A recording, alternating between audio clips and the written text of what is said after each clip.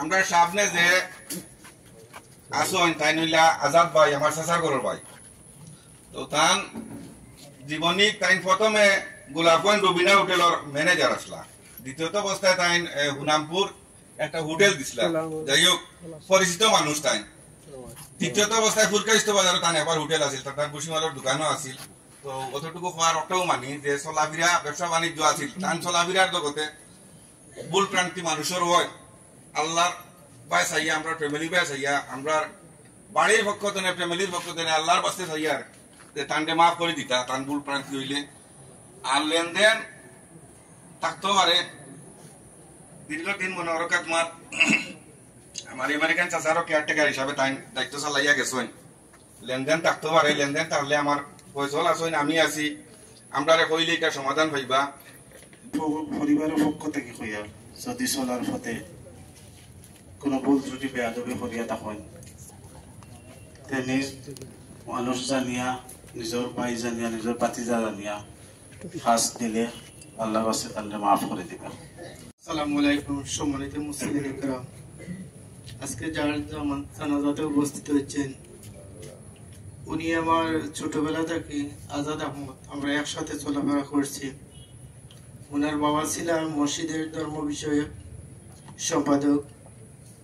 উনি দীর্ঘদিন আমাদের কমিটির সাথে অনেক কাজ কামের সহযোগিতা করেছেন এবং আজাদ অনেক বেশি এই ওয়াজের বিষয় নিয়ে মসজিদের অনেক কাজ ব্যাপার নিয়ে অনেক কিছু তদারকি করতে এবং আমাদেরকে যথেষ্ট ভূমিকা রাখছেন এবং ওনার মাগফিরাত কামনা করছি এবং সকলের কাছে আমি অনুরোধ করব মানুষ মাত্র ভুল হতে পারে, যদি কোন ধরনের ভুল ত্রুটি করে থাকেন এবং ক্ষমা দৃষ্টিতে দয়া করে দেখবেন, ওনাকে আল্লাহর বাস্তে সকলে মাফ করে দিবেন বিশেষ করে অনুরোধ করছি। এবং এই দক্ষিণবাগ দরপড়া জামে মসজিদের বর্তমান কোষাধ্যক্ষ উনি ওনার সক্রিয় ভূমিকা নিয়ে যথেষ্ট এই মসজিদের জন্য কাজ করেছেন। আমি সকলের কাছে অনুরোধ করব ওনাকে ক্ষমা দৃষ্টিতে দেখার জন্য। আসসালামু আলাইকুম সম্মানিত মুসলিয়ানে কেরাম, উপস্থিত দূর দূরান্ত থেকে আগত মুরব্বিয়ান, আজ যে মারা গেছেন তার নাম হইল আইজাদ আমার ছোট ভাই এলাকার। তাই নিয়ে মসজিদ সম্বন্ধে আমি তাতে প্রায় সময় কেশিয়ার আসলা তাই খুব ভালো মসজিদের লোকের যোগাযোগ আছে, সব সময় দেখতাম। তাই এলাকার মানুষের লোকের কিন্তু দুর্ব্যবহার করিয়া তখন যদি গাঁও দেশ সবে মাফ করিতে টানে আল্লাহ বাস্তায়। সম্মানিত উপস্থিতি মুরব্বিয়ান কুটুম আত্মীয় স্বজন যারা আজকের জনতায় উপস্থিত হয়েছেন, ই ফুয়া হইল আমরা বাতিজা, খুব আদরের বাতিজা মনে হরুকা, ছোটবেলা থাকি রেমটা থাকি বড় হয়েছে আমরা রাত। আর ওয়াজ মসজিদের ব্যাপারে এরা সক্রিয় ভূমিকা পালন করতো। হে উদ্যুক্ত হইয়া 3 মাস আগ থাকি বাৎসরিক ওয়াজের লাগি উদ্যোগ নিত। আর উদ্যোগ নেওয়ার পরে আমরা হল একত্রিত হইতাম। ছোটবেলা থাকি তার মন মানসিকতা আছিল মসজিদের খজমত করতো। আল্লাহ এই খজমতটারে আল্লাহ কবুল করুক। চেয়ারম্যান সাহেব দুইটা কথা বলেন। আসসালামু আলাইকুম। রাত্রে 12টার পরে আমরা জানছি যে এলাকায় মারা গেছে। কিছু কিছু মৃত্যু আমরা আসলে হঠাৎ করে খুব বড় ধরনের একটা ধাক্কা দেয়।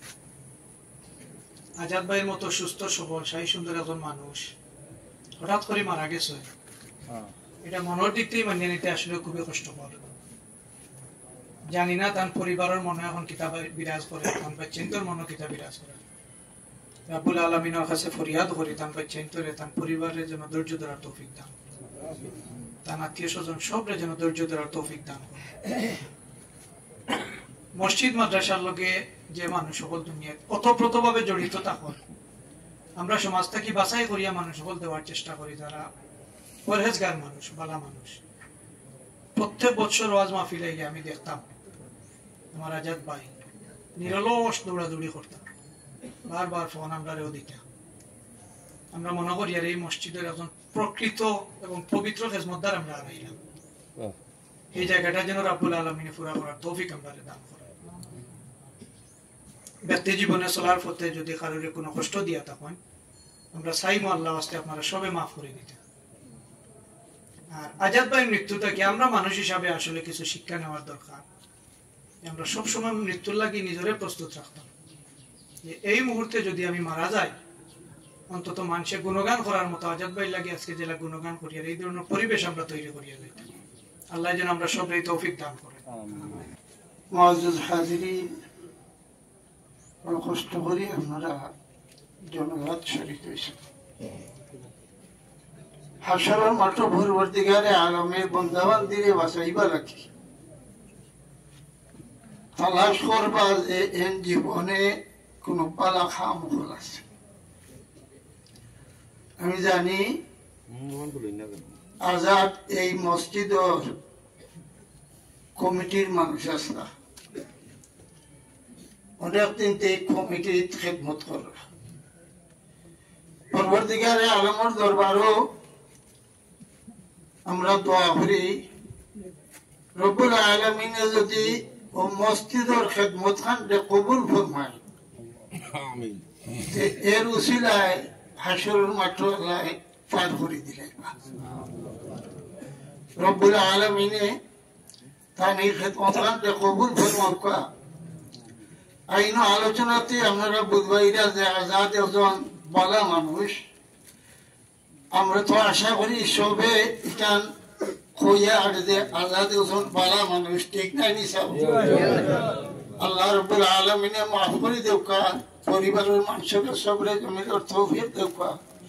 আমরা একদিন আমরা বাচ্চা কাচ্চারে মানে এই দুনিয়াতে বিদায় হইব। আল্লাহ ছাড়া সাহিত্যকারী নাই দুনিয়ার চক্রাতে কবরে হাসরে পরবর্তীকালে আলম আমরা রে সবরে তার মায়ার নজরের ভিতরে রাখুক, আসলে হুকা। আখির দাওয়ানা